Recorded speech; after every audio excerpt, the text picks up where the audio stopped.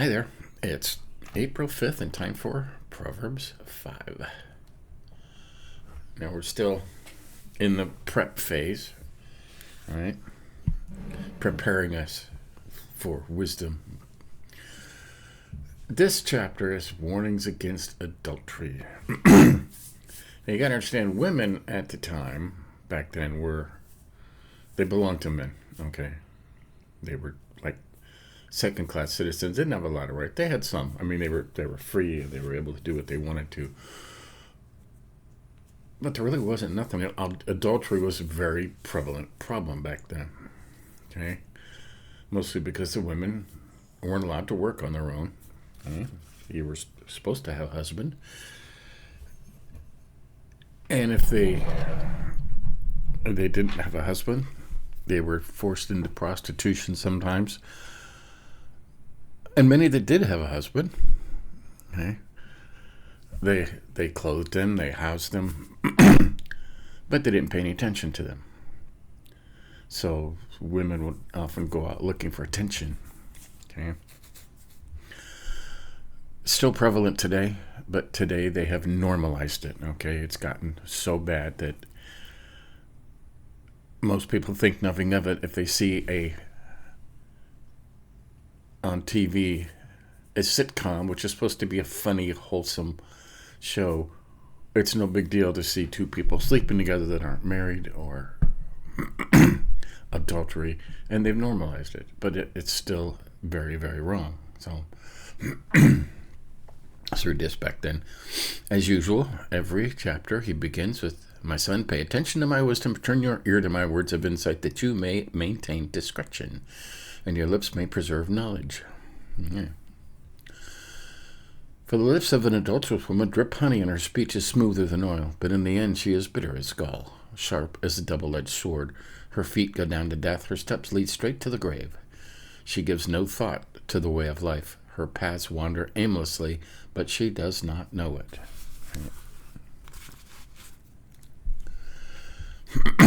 That. Now then, my sons, listen to me. Do not turn aside from what I say. Keep your path far from her. Do not go near the door of her house, lest you lose your honor to others and your dignity to one who is cruel. Years. Most of them say years. Lose your years. Lest strangers feast on your wealth and your toil enrich the house of another. At the end of your life you will groan when your flesh and body are spent. You will say, "How I hated discipline, how my heart spurned correction. I would not obey my teachers or turn my ear to my instructors." And I was soon in serious trouble in the assembly of God's people. Right. Okay, that's don't do that stuff, okay? I was talking about adultery, okay? It's somebody else's house, okay?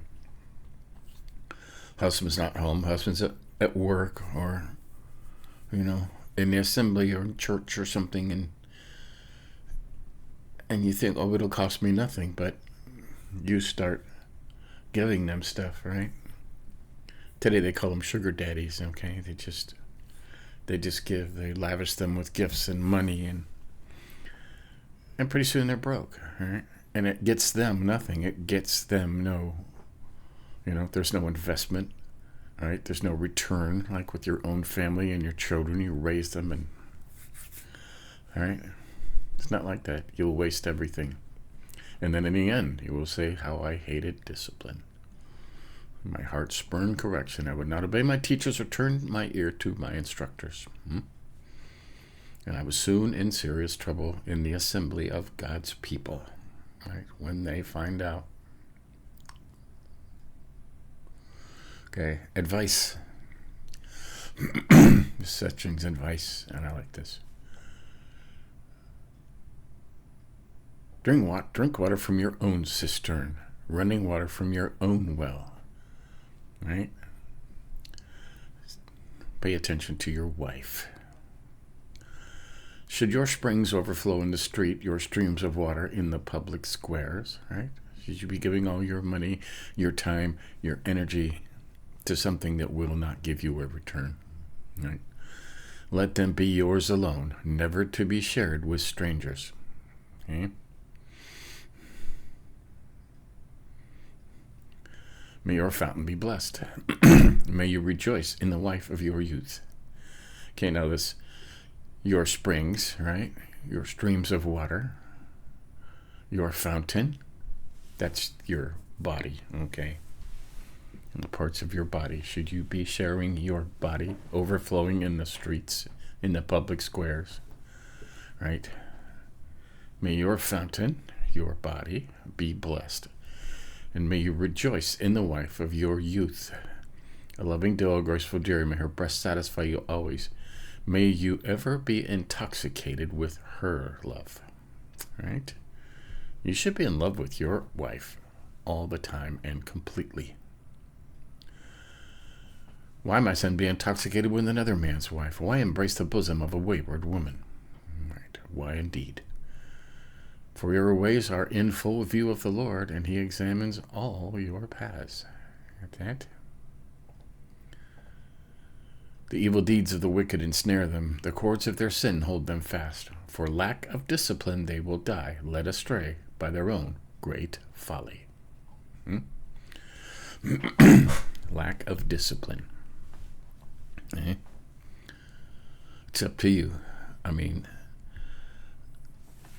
the world is always trying to get you to sin and telling you it's not a big deal. In the end, it is a big deal, okay? God saw everything you did. Right? And at some point it'll come out, right? In the whole assembly. I was in serious trouble in the assembly of God's people, right? Not a lot highlighted in here. It's a single subject, right?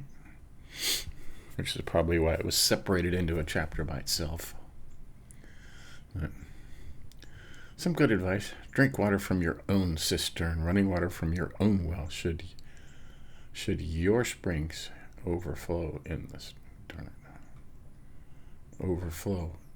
streets,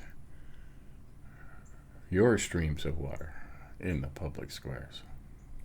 Right? Let them be yours alone. Your fountain. You got all that?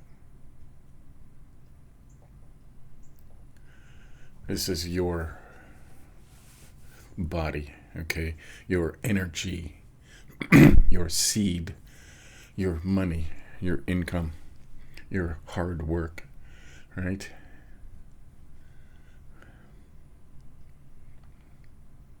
And it shouldn't flow in the streets, streams of water in the public squares.